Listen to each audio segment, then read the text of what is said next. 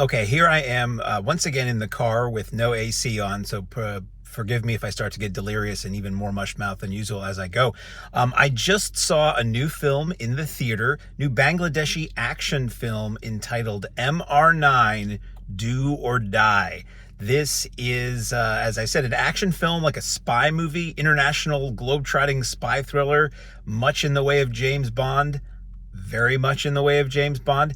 And a little background: why did I go see this movie? So I like Bollywood films, and I know I've been taken to task online for referring to films that might be not specifically categorized as Bollywood films, but I'm going to do that in the same way somebody from another part of the world might say, some film shot in America that was shot in North Carolina a Hollywood film. Technically it's not shot in Hollywood, but it's a glossy American movie. It's a Hollywood film. So I saw this film advertised in a theater around here where I am currently runs a lot of Bollywood movies. And I was like, cool, Bollywood movies are great for action. They're photographed really well and they're just always entertaining. So I don't know that I've specifically seen a Bangladeshi film before, but I sort of perhaps ignorantly was sort of lumping that in with the whole broad genre, let's say.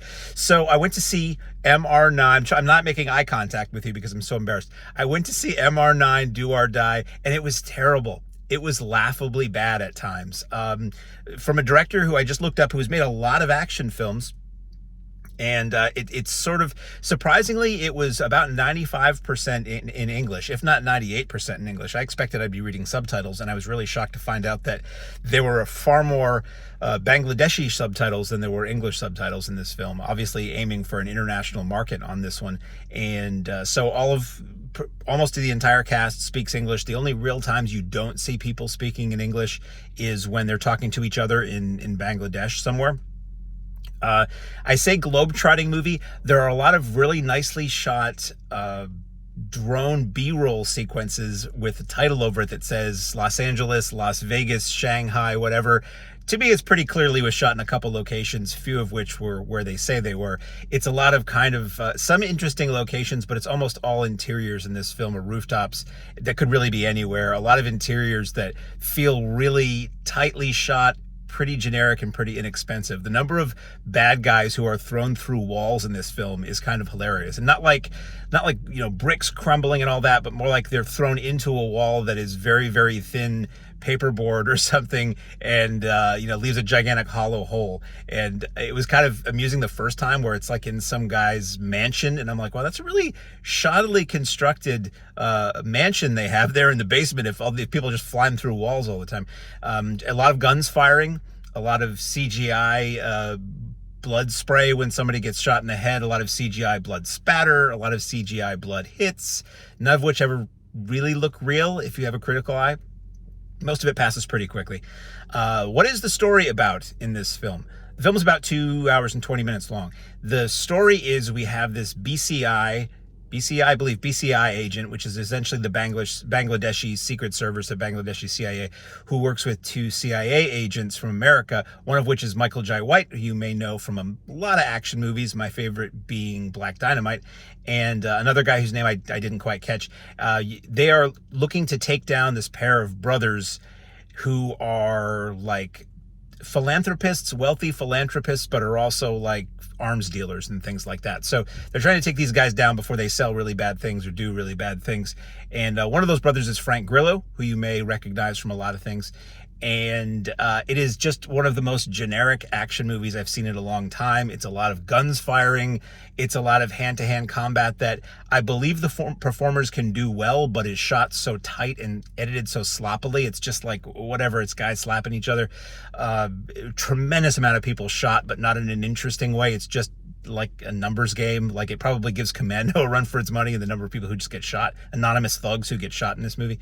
And the globetrotting aspect is not very interesting because it's like a Sci-Fi Channel movie where 90% of it is people in like control rooms or small rooms, or people talking and dialogue. So our lead actor, whose name I don't recall, and I apologize for that, is pretty good, and he seems to handle himself pretty well in the action and the dramatic sequences, but it doesn't make that much of an impression. And surprising to me how much of the film is devoted to those two CIA agents, probably again leaning toward that being more appealing to the international or American market, but it's not like they're top tier stars that people really are desperate to see. Nothing against Michael Jai White.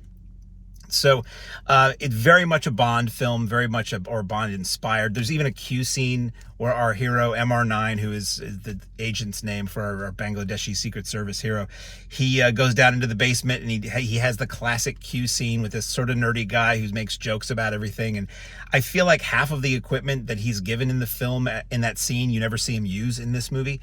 There's a scene early on where Michael Jai White and his CIA partner are trying to catch a bad guy, and the bad guy is in his apartment. I think he shoots through the door when Michael Jai White is approaching, and White leans up against the wall and the entire wall shakes. And I was just like, oh, it's like shades of Star Trek or Lost in Space. So really just generic action movie. I'm kind of shocked I saw this in a theater. I love the fact that, I will say, at least in this case with AMC, they have 13, 14, 16 screens at some of these theaters. They do devote screens to lesser known titles. It's not just, as I record this, Barbie and the Meg and Oppenheimer and Gran Turismo and Turtles on every screen, like most theaters are in this country. I love having a choice. If I want to see all the first run stuff, I love the fact that, if I've seen it all in 2 weeks and those movies are hanging around for a month, there are other options for me, for my entertainment dollar. For a day like this where I want to get out of the heat, unlike the sweat box I'm in as I record this, I like to have options of interesting things, international things, indie things, even if they're what I would consider pretty bad, like this one was. I was the only person in the theater, which is usually the case for the Bollywood movies when I go on a Saturday matinee. Not that this was a Bollywood film. One other Caucasian gentleman did come in, and he left partway through the movie. And when he got up, I was like, I wonder if he's had enough or he's going to the bathroom. And he never came back, so I'm presuming he'd had enough of this. So I did think about that. If I had anything else to do, I might have left, because I knew early on, I'm like, this is not going to be dynamic in any way. The film progresses, it feels like it ends, but then it keeps going, and I'm like, wait a minute, this is a film from that part of the country where they always tend to be long, so maybe really this is the beginning of Act 2, and it builds up to this big like showdown, and we have some of our agents in the back of a plane, which is shot the cheapest way possible. It is something that sound effects and dialogue tell us is they're standing in the back of a plane whose hatch is open, and they're going to base jump out of the back of the plane, but you just sort of see them walk beyond the camera. I was laughing. There were times in this movie where I laughed, where at one point, one of the bad guy brothers, they talk about how one of the things they do is limb replacement with their foundation, and the guy who's briefing the boss of our MR-9 agent says he has bionic eyes, and I couldn't help it. I just started laughing. And that sort of does come into play at one point in the movie, but is really kind of thrown away. So anyway, we're at the end of the movie and they're jumping out of the plane, and all of a sudden they cut to really bad green screen of these people's bodies falling toward the camera, and literally almost cartoon-like looking clouds that fly by, like a Bugs Bunny cartoon. And I started laughing again, going, what? And then the movie cuts to be continued. So they're building up to like this big part of the movie where you figure like this is going to be the big showdown, this is going to be the big Act 3 or 4 or whatever in this film, and it says to be continued, and I'm like, well, I don't think I'm going to be there for part 2. I don't know how many people who see this in this country are going to want to be there for part 2. And it really could be that this is the kind of film that plays well for people of the culture that it was made for. And I'm just presuming, like I see the other films this director has done who's from that part of the world, and they look like they are aimed to be playing here. So maybe this is just what this guy's films are like, but it really was subpar compared to, let's say, everything else that's high profile in Hollywood and big budget that's playing in the theater where I saw this. It's just, it's not what you'd expect. If you want to go and kind of have fun with it, like I messaged some friends saying, this is terrible, but it would be fun as a group watch. This is the kind of thing that seems like it would be prime riff tracks fodder.